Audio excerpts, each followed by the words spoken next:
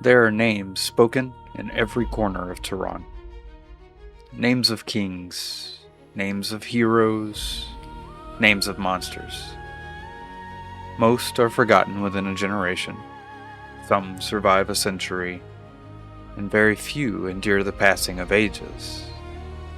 But there is one name known to every scholar, every historian, every seeker of forgotten truths.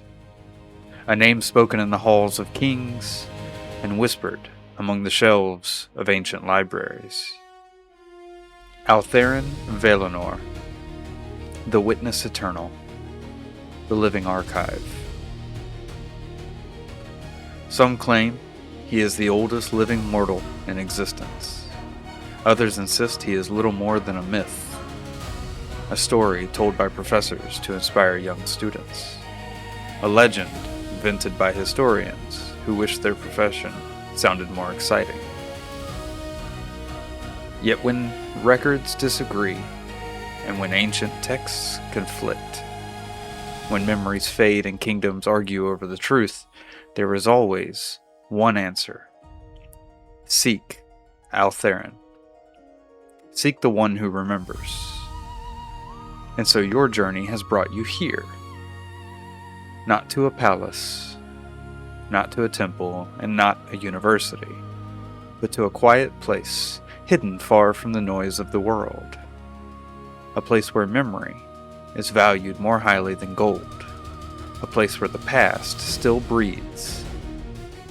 You have come seeking answers, for history is more than stories of the dead. History shapes the living. The choices of kings still echo centuries after their deaths. The victories of heroes still guide nations, and the mistakes of the past still cast shadows over the future. To understand where the world is going, you must first understand where it has been. And there is no one alive who understands that better than Ael'Theryn Vaelanor. Warm firelight dances across ancient wooden beams. Towering bookshelves disappear into shadows above. Scrolls, journals, maps, and artifacts line every wall.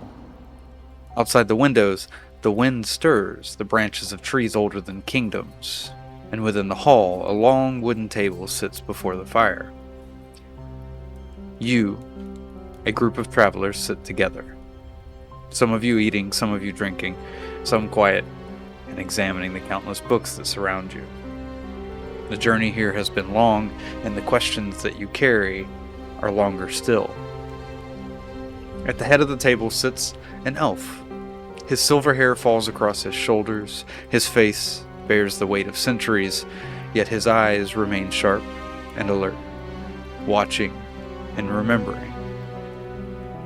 Ael'Theryn Vaelanor, the Witness Eternal and the Living Archive. And for a moment he says nothing, and the only sounds are the crackling fire and the distant rustling of pages. And when the room falls silent, Ael'Theryn speaks. So, you have come seeking history. You would not be the first, and you will not be the last. Before we begin, there is something you must understand. Many people believe history is a collection of facts.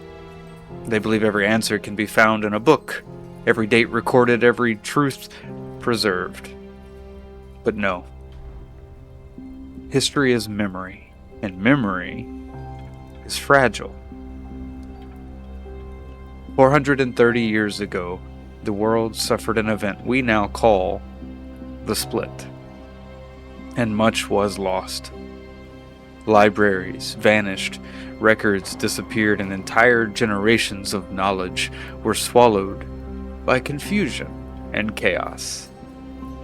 Some histories survived, but many did not. Before the Split, written history stretched back an unknown number of years. And after it, we were left gathering fragments, a page here, a story there, a name remembered by a grandmother, whose grandmother heard it from another before her. Many of these books here contain truths, and many contain lies. Most contain both. That is why I tell my students something that often disappoints them. The older the story becomes, the less certain we are that it happened exactly as it was told, or that it happened at all. What I will share with you is not merely history. It is memory, legend. It is what was written or what was spoken. And in some cases, it is what I personally witnessed. And so we begin where all histories begin, with a story. A story from before the world itself. There are many stories about the beginning. Every kingdom has its own. Every faith claims to know the truth. The dwarves tell one tale, the elves another. The priests of Ael'Theryn tell a third, and every one of them insists the others are wrong. That is the nature of history. But there is one thing nearly every surviving account agrees upon, and that is that this world existed before life. There was a time before kingdoms, before mortals, before gods, before devils, and before hope. The oldest stories speak of an age we now call the Age of Torments. There were no forests, no mountains, no cities, no stars to guide travelers, no songs, no laughter. There was no life. Only a world waiting to become something more. A world that did not yet understand what it could be. There was water. There was stone. There was darkness and fear and hunger. Not the hunger of empty stomachs, but the hunger of existence itself.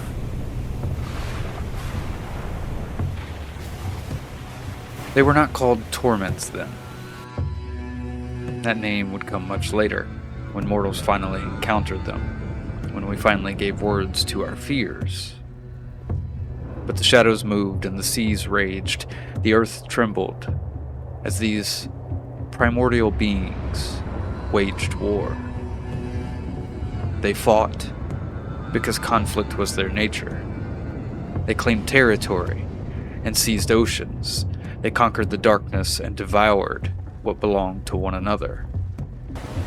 And once victory was won, they fought again. The world would shake beneath titanic battles. Black waters swallowed continents that do not yet exist. Stone shatters, and shadow consumed the entire horizon. There was no purpose to these wars, no grand design or prophecy, no destiny. They fought because they knew nothing else. These ancient beings collided, the seas boiled, and the darkness itself would scream. And the world survived only because there was nothing else living upon it to die. And that is perhaps the most important lesson. The arrival of life did not change them. It merely changed their methods. When the gods eventually came, and when mortals eventually followed, the torments did not abandon their wars, they adapted. They discovered armies, they discovered worship, and they found fear. They found that mortals could become weapons, and thus their conflicts became far more dangerous. And then, he arrived. Of all the stories that survived the split, none are told more often than those of creation. The stories tell us that he came from beyond the world itself, beyond the understanding of the torments. He looked upon a land scarred by conflict and chose not to conquer it, but to create within it. Mountains rose where there had been barren stone, the seas were given shape and purpose, and the skies separated from the land. For the first time, the world knew some semblance of order. Most traditions teach that Ael'Mar created 2 companions to aid him in shaping creation: Druon and Dramies, the sisters. Druon became the steward of life, nature, and growth, while Dramies became the keeper of storms, winds, and the elemental forces that moved across the world, shaping it. Among the Dragonborn, there is another belief. They teach that Dramies was Dramaros, the first dragon. In their stories, Ael'Mar created a great egg, and from that egg hatched Dramaros, a companion and co-creator to Druon, the storm and wind and destruction that create balance to Druon's life and growth, the mother of the storm. Whether Dramies and Dramaros are different beings or different forms of the same entity depends largely upon who is telling the story. The Dragonborn tend to have very strong opinions on the matter. But what we do know is that around this same time also came the elves, fashioned by Ael'Mar himself. And it is from this point that one of the oldest arguments in recorded history began. You see, the dragons insist that they were the first, and the elves insist otherwise. Neither side has shown any desire to actually settle the matter, and it matters very little. For us, we know that together, Ael'Mar, Druon, and Dramies transformed the world, and as the years passed, creation continued. Each creation gifted with strengths, and each burdened with flaws, each carrying a role within the growing world. Humans emerged, and dwarves, and then halflings, and gnomes, and countless others. Through the guidance of Druon and the mingling of peoples came the first Aarakocra. Alliances and unions between humans and orcs eventually gave rise to the half-orcs. The elves, driven by curiosity that would define much of their history, explored powers both wondrous and dangerous. And through these interactions came the tieflings. Their unions with humanity would also produce the half-elves. And Ael'Mar, Druon, and Dramies filled the wild places with life. Druon created fairies and pixies and breathed freedom into the air djinn. Inspired by her creations, Ael'Mar fashioned the water, fire, and earth djinn, and life spread across the world. Forests grew, rivers carved their paths, civilizations emerged, and the world flourished. And for a time it was beautiful. There was laughter. There was family and wonder and hope and discovery and prosperity.